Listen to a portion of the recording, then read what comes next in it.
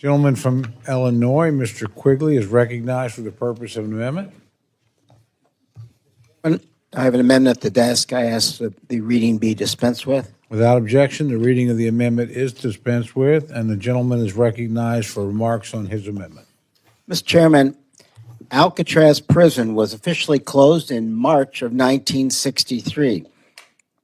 It was not closed, as some suspect, due to repeated escape attempts.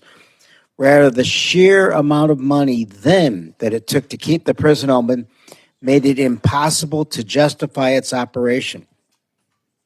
In 1959, the cost to house one prisoner at Alcatraz was over 3 times higher than for a comparable prison in Atlanta. At its closing, there was an estimated $3 to $5 million in deferred maintenance costs.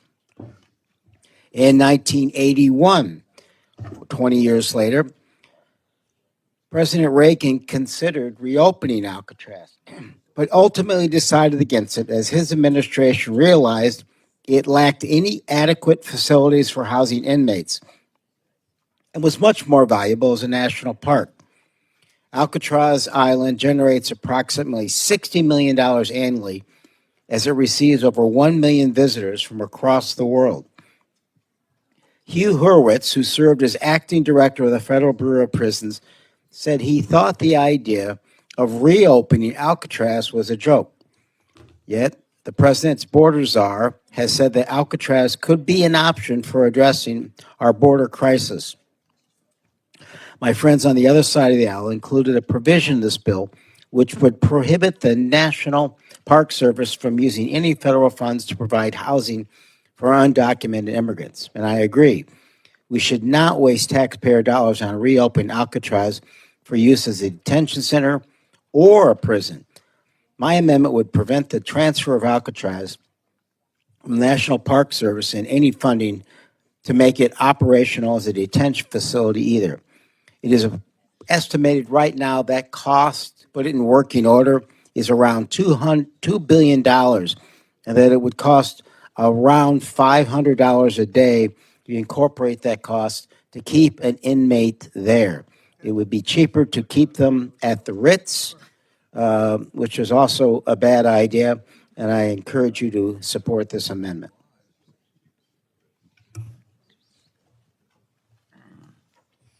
Thank the gentleman. The gentleman from Idaho, Mr. Simpson, is recognized to respond to the amendment. Thank you, Mr. Chairman. I don't know that I disagree with anything that the gentleman from Illinois said. What I do know is this, though, is the previous administration created a crisis at our border. A crisis. This administration is trying to clean it up. And I don't want to take any option off the table. It costs $500 today to hold them there. I don't know. That's cheaper than the motels are putting them in New York. So why would you want to limit? I don't know if it's a good idea or not. I really don't. But I'm not willing to take any option off the table. It may be that you look at it and go, man, this is just crazy. It might be. I don't know. So I would oppose this amendment and encourage my colleagues not to take options off the table of cleaning up the crisis that's been created by the previous administration. And I yield back the balance of my time. Thank the gentleman. The gentlelady from Maine is recognized to address the amendment. Thank you, Mr. Chair. I thank the gentleman from Illinois for his excellent amendment, and I do appreciate the chair's thought that maybe turning Alcatraz back into a prison is a dumb idea. So I appreciate your acknowledgement of that. But I do have to say that anytime one of this administration's dumb ideas comes up, generally the defense of it from the other side is, oh, there's been a crisis at the border and we're just going to have to do this because you guys did that. So I'm not going to debate the crisis at the border. That's not the subcommittee we're on today. But I do want to clarify, the president's plan is not to turn this into a border detention center. The president's plan is to turn this back into a prison, like a real prison that you go to when you break the law. You break into someone's house or you commit a murder. This is yet another prison. So on the face of it, I wish that we could just all say, this is just stupid. We're the Appropriations Committee. This would cost $2 billion. This prison was closed in 1963. At the time when this prison was still operating, it required, where did I see that? Something like 1 million gallons of water had to be transported out to this island just to maintain the prisoners. Yeah, 1 million gallons of water per week had to be shipped to the prison. So that's just one of the many costs of operating a prison like this. It's deeply impractical. It's now best used as a national park. I think it must be a lot of fun to go visit there and see what it looked like, to see this prison on an island and to see the celebrated Alcatraz that no one could ever escape from, allegedly. And it belongs in the National Park Service. $2 billion. This is the administration that has talked us to death over fiscal responsibility, about cutting waste, fraud, and abuse. How could you not say that was going to be waste, fraud, and abuse? And just to put it into context, $2 billion is exactly what the administration put into their allocation for the national parks. So they're willing to spend as much on converting this back to the prison as they do on all of our national parks. So if we're going to free up this kind of money, could we just put it into the national parks? I think they could greatly benefit from that, particularly after this bill that we're debating today cut the National Park Service by $213 million, that the Big Ugly bill rescinded $267 million per park staffing, and that we haven't approved the Great American Outdoors Act, so we don't have that long-term investment in capital needs in our parks. All of you either represent a national park, care about a national park, and know that every one of them has great needs, that the staffing has already been cut and there's not enough staffing this summer to meet the need of all the visitors who want to visit our parks. So could we just go back to saying this is a dumb idea? This is a misuse of $2 billion. We want to be the appropriations committee that talks about waste, fraud, and abuse, that only applauds and allows for good ideas.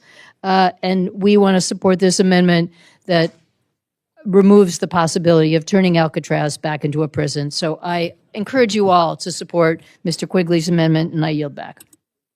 Thank you, gentlelady. Are there other members wishing to address the amendment? Seeing none, the gentleman is recognized for 1 minute to close. Mr. Chairman, I suspect that someone tested the word Alcatraz and it came back as badass, right?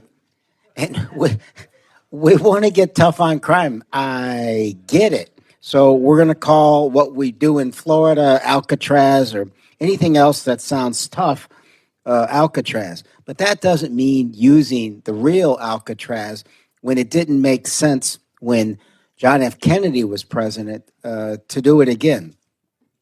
There are other maximum security prisons. It would be cheaper to build a new one any place in the United States rather than to reopen Alcatraz. The extraordinary cost of its rehabilitation and the ongoing cost of having a prison on an island. So I respectfully ask for your support on this amendment. Thank the gentleman. The question is now on the amendment offered by the gentleman from Illinois. All those in favor say aye. Aye. All those opposed say no. No. Such enthusiasm on both sides. Opinion of the chair, the noes have it. And the amendment is not agreed to.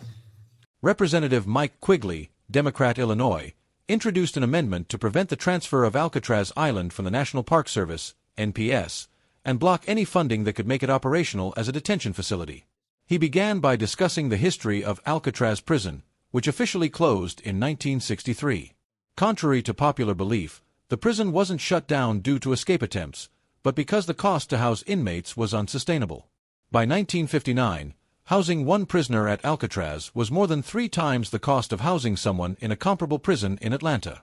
By the time the prison closed, it had accumulated deferred maintenance costs of between $3 million to $5 million. Although the idea of reopening Alcatraz was considered again in 1981 under President Reagan, the administration ultimately decided against it. It was recognized that the facility lacked adequate infrastructure to house inmates, and the costs of maintaining such a facility were prohibitive. Instead, Alcatraz was turned into a national park, which now generates about $60 million annually, attracting over 1 million visitors from around the world. In response to the growing border crisis, some have suggested that Alcatraz could be used to house undocumented immigrants. However, Quigley strongly opposed this idea. He pointed out that reopening Alcatraz as a detention center would require an estimated $2 billion for rehabilitation and would cost approximately $500 per day to house each inmate, making it a far more expensive option than alternatives. He argued that taxpayer dollars should not be spent on such an impractical and costly project. Representative Mike Simpson, RID, responded to Quigley's amendment by expressing concern over taking any options off the table in addressing the border crisis.